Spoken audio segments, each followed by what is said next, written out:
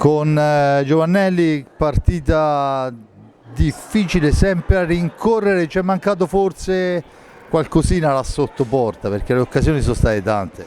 Sì, le occasioni le abbiamo avute anche per rimontare il risultato sul 3-1, passare in vantaggio, tante situazioni è mancato, come hai detto te, metterla dentro, perché le occasioni le abbiamo avute in tanti periodi della partita, però è mancato appunto fare i gol. È mancato forse quel riuscire a smaccarsi, perché insomma mai un tiro pulito, difficilmente, insomma una gran difesa del Valdagno. Forte dei Marmi, se si potesse dare ai punti come la box avremmo stravinto.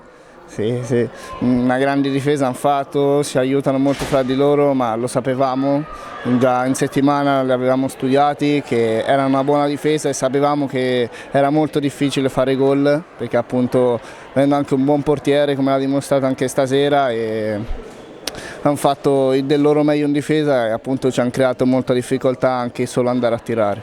Guardando un attimino avanti adesso trissimo, perciò insomma nella tana del lupo.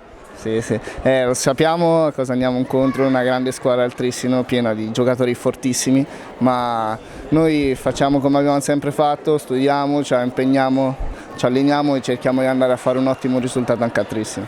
Bene Tommaso, grazie.